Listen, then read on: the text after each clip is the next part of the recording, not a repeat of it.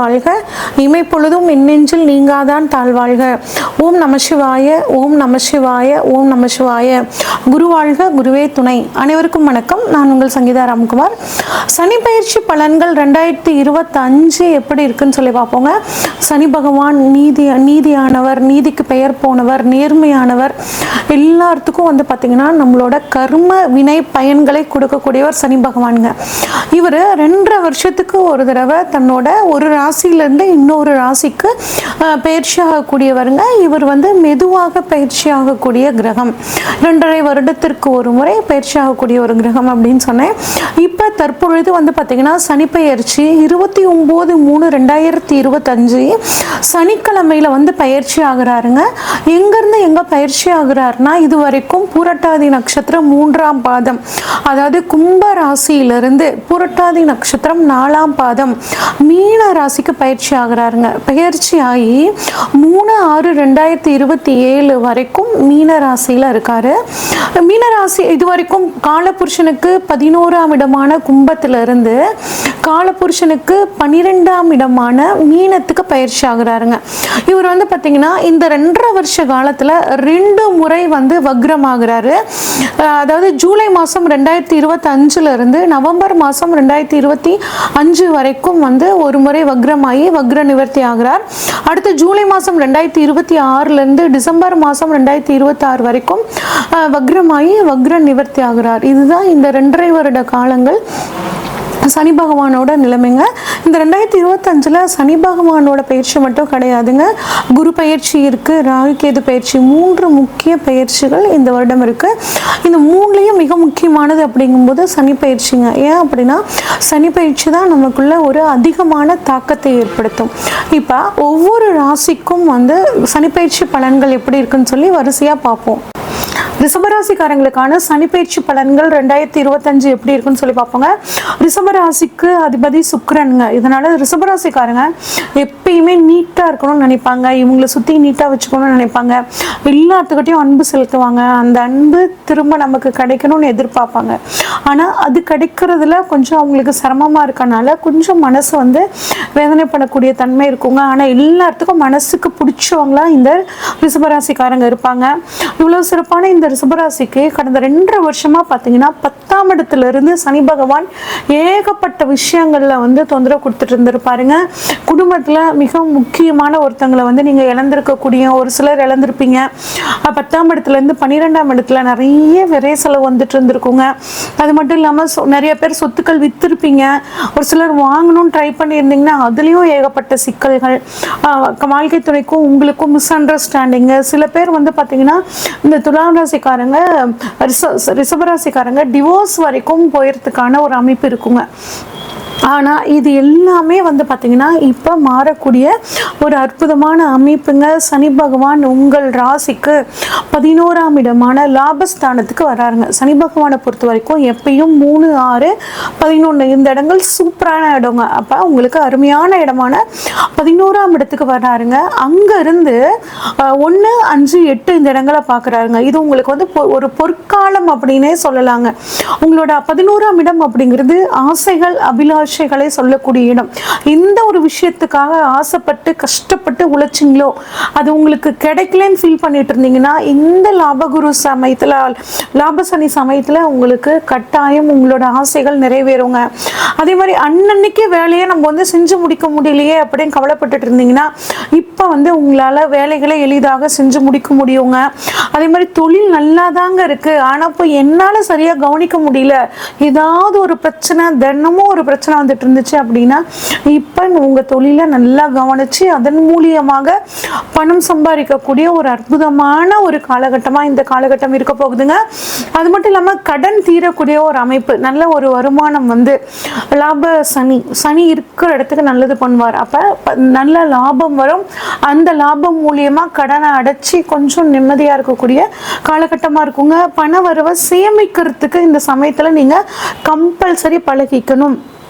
ஏன்னா அடுத்த 2.5 வருஷத்துக்கு அப்புறம் உங்களுக்கு 7.5 சனி வரப்போகுதுங்க. எப்பயுமே நம்ம ப்ரீ பிளான்டாக இருக்கணும். அதனால நீங்கள் ஒரு நல்ல ஒரு சேமிப்பு அப்படிங்கிறது உங்களுக்கு அவசியங்க.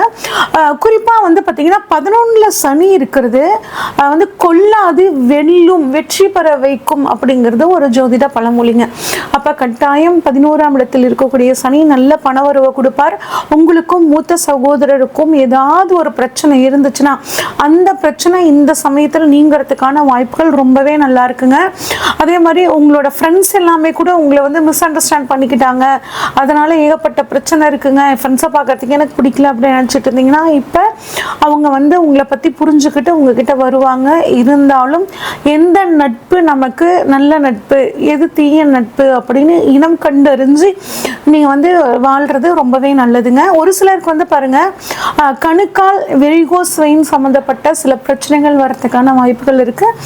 வயதானவர்கள் சீனியர் சிட்டிசன்ஸ் இருக்கும்போது நீங்கள் அதை வந்து செக் பண்ணிக்கிறது ரொம்ப நல்லதுங்க. அடுத்து சனி பகவான் வந்து 3ஆம் பார்வையாக உங்கள் ராசியவே பார்க்குறாருங்க. அப்போ ராசி அது முதல் வீடு அப்படின்னா எதை குறிக்கணும், நம்ம தலைப்பகுதியை குறிக்குங்க.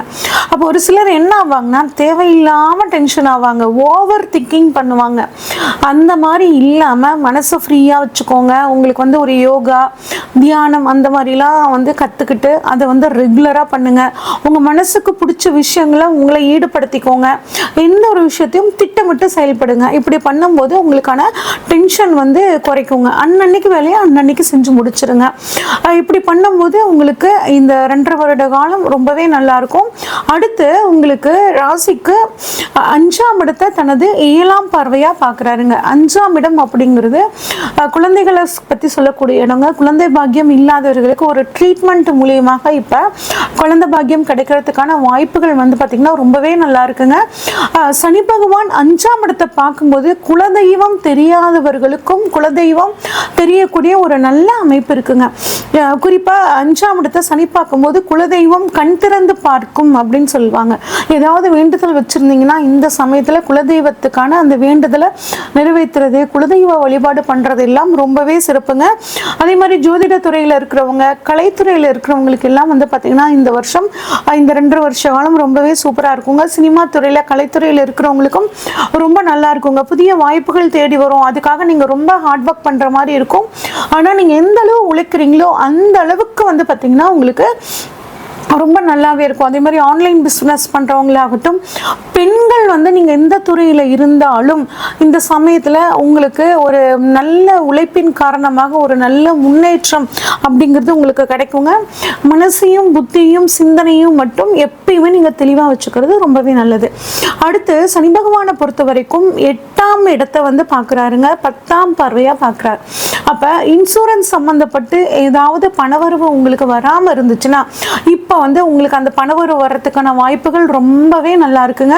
அது மட்டும் இல்லாமல் ஒரு சிலர் வந்து பார்த்தீங்கன்னா வந்து நமக்கு இப்படி ஆயிருமோ அப்படி ஆயிருமோ, நம்ம வண்டியில் போகும்போது ஏதாவது ஆக்சிடென்ட் ஆயிருமோ, நம்ம தலைவலி வந்ததுனால ஏதாவது தலையில் அப்படியே கட்டி இருக்குமோ, இந்த மாதிரிலாம் ஒரு மரண பயம் மரண பீதியோடு இருப்பீங்க. அதெல்லாம் தயவு செஞ்சு ஒதுக்கி வச்சிருங்க. நல்ல உடல் ஆரோக்கியத்தை தான் வந்து கொடுப்பார். அதுக்கு தகுந்த மாதிரியான ஒரு எக்ஸசைஸ் பண்ணிக்கிறது, அந்த மாதிரி உடம்பை வந்து கொஞ்சம் பிஸ்காக வச்சுக்கோங்க. அவ்வளோதான ஒழிய மீதி எல்லாம் ஒரு அதீத கற்பனை அப்படிங்கிறது தயவு செஞ்சு ஒதுக்கி வச்சிருங்க. தொழில் 10ஆம், அதாவது 10 அப்படின்னா தொழிலுங்க. அப்போ தொழிலுக்காக நிறைய வந்து நீங்கள் உழைப்பீங்க. 8 திடீர் அதிர்ஷ்டத்தை கொடுக்கும். திடீர் அதிர்ஷ்டம் மூலியமாக உங்களுக்கு புதிய புதிய கான்ட்ராக்ட்ஸ்லாம் கிடைக்கும். அது மூலியமாகவும் உங்களுக்கு பணவரவு நல்லா இருக்குங்க. சரி, பணவரவு நல்லா இருக்கும் அப்படின்னு இவங்க சொல்கிறாங்களே, நம்ம பாட்டுக்கு நம்ம வீட்டில் இருந்தோம்னா பணம் வந்துருமா அப்படின்னா கிடையாதுங்க. குறை பிச்சுட்டுலாம் கொட்டாதுங்க. நம்ம எந்த அளவு உழைக்கிறீங்களோ உழைக்கிறதுக்கான வழி இப்போ கிடைக்கும். எப்படிலாம் பணம் சம்பாதிக்கலாம் அப்படிங்கிற வழி இந்த சமயத்தில் சனி பகவான் உங்களுக்கு காமிச்சு கொடுப்பார். அந்த வழியில் நீங்கள் அதிகப்படியான ஒரு உழைப்பை கொடுக்கும்போது இந்த வருடங்கள் உங்களுக்கு இந்த 2.5 வருட காலங்கள் ரொம்பவே சூப்பராக இருக்கும். ப்ளஸ் குலதெய்வத்தோட அருளால் எல்லாமே உங்களுக்கு சாதகமாக நடக்குங்க. இன்னும் இந்த சனிப்பயிற்சி காலத்தை நீங்கள் சாதகமாக மாற்றிக்கணும் அப்படின்னு சொல்லி பார்த்தீங்கன்னா, முடிஞ்ச வரைக்கும் வந்து வெள்ளிக்கிழமைகளில் மகாலட்சுமி தாயார் வழிபாடும், சனிக்கிழமைகளில் வந்து விநாயகர் வழிபாடும், விநாயகர் அகவல் கேட்கறதும் உங்களுக்கு மிகச்சிறந்த ஒரு சனிப்பயிற்சியாக உங்களுக்கு இந்த 2.5 வருட காலங்கள் அமையும். இது வரைக்கும் நம்ம பார்த்தது ஒவ்வொரு ராசிக்கான பொதுவான பலன்கள் தாங்க. உங்கள் ராசியில் சனி பகவான் எங்கே இருக்காரு, இப்போ உங்களோட ராசியில் இருக்க சனி பகவானுக்கு கோச்சார சனி பகவான் எங்கே இருக்காரு, சனி உங்கள் ஜாதகத்தில் ஆட்சியாக இருக்காரா, உச்சமாக இருக்காரா, நீசமாக இருக்காரா, உங்களுக்கு இப்போ சனி தசையோ இல்லை சனி புத்தியோ நடக்குதா, இந்த மாதிரி எல்லா விஷயங்களையும் பார்த்து தாங்க உங்களுக்கு இப்போ என்ன நடக்க போகுது அப்படின்னு நம்ம ப்ரெடிக்ட் பண்ண முடியும். இப்போ உங்களுக்கு ஏதாவது ஒரு முக்கிய தேவைகள் இருந்துச்சுன்னா, திருமணம், பிஸ்னஸ் இல்லை சொத்துக்கள் ஏதாவது வாங்கணும் அப்படின்னா, இதை பற்றி தெரிஞ்சுக்கணுன்னா ஸ்க்ரீனில் தெரிகிற வாட்ஸ்அப் நம்பருக்கு உங்கள் ஜாதகத்தை அனுப்பிச்சி வைங்க. உங்கள் ஜாதகத்தை டீட்டெயில்டாக அனலைஸ் பண்ணிவிட்டு உங்களுக்கான ப்ரெடிக்ஷன்ஸை சொல்கிறேங்க. நன்றி, வணக்கம்.